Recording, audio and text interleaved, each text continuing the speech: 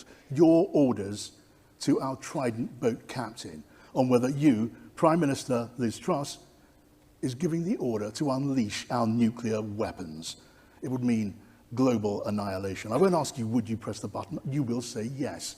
But faced with that task, I would feel physically sick. How does that thought make you feel? I think it's an important duty of the Prime Minister. I'm ready to do that.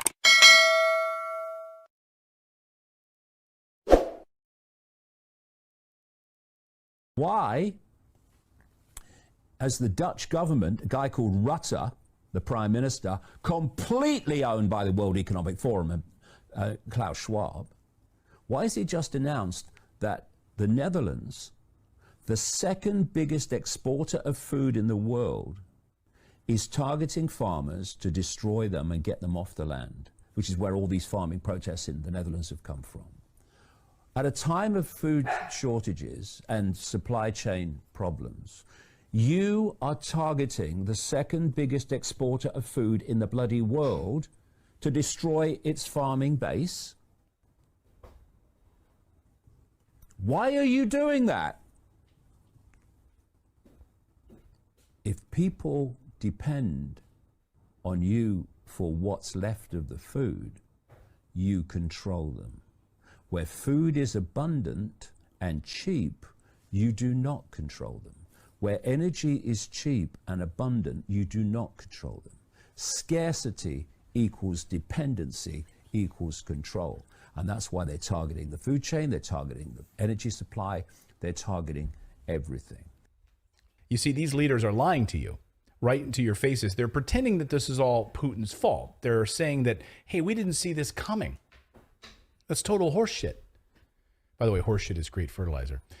Former German Chancellor Angela Merkel shut down Germany's nuclear program. In fact, even the Liberal Atlantic magazine called Merkel's decision at the time in December a huge mistake. I had this in my archives.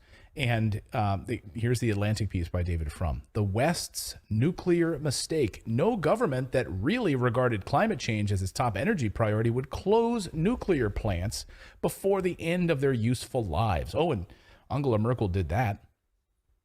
Yeah. Not eins, not zwei, not drei. 17 of them. 3 months before the war in Ukraine, when it was clear that plans were already on the table, already in place. They already had all of these plans drawn up to sanction Russia. They were there. They were already lined up. They knew exactly what to target and what to go after. These weren't things that were then somehow promulgated because of the Ukraine war. That's garbage. Вы знаете, я иногда думаю, что было бы хорошо для нас, если бы те, кто хочет вводить санкции, ввели бы все санкции, которые только можно ввести, и как можно быстрее. Это развязало бы нам руки для защиты своих национальных интересов такими средствами, которые мы считаем наиболее эффективными для нас. А вообще это очень вредно. Это вредит тем, кто это делает. As I mentioned earlier, Klaus explicitly stated during that virtual conference that the WEF will leverage its network of global shapers and young global leaders to ensure the Great Reset is implemented in every country. Klaus also specified that there are over 10,000 of these usurpers slowly slipping into various positions of power around the world, and he repeatedly stated that the Great Reset's success depends on this. This makes sense because there's only so much the WEF can achieve from the top down. The pandemic proved this for reasons I won't get into here, but the TLDR is that Klaus and his cult followers saw the pandemic response as a, quote, test of the Great Reset philosophy.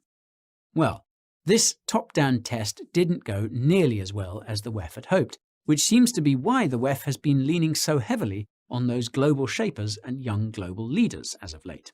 It's an inorganic, bottom-up approach that pushes the WEF's agenda in major social and economic hubs, and it's no coincidence that most of them seem to have been onboarded during the pandemic. Now, what's awesome is that the global shapers and young global leaders' websites are searchable. The former lets you see which WEF folks are looking to change things in your city, and the latter lets you see which WEF folks are looking to change things in your country or region. If you see that a global shaper or young global leader is running for public office,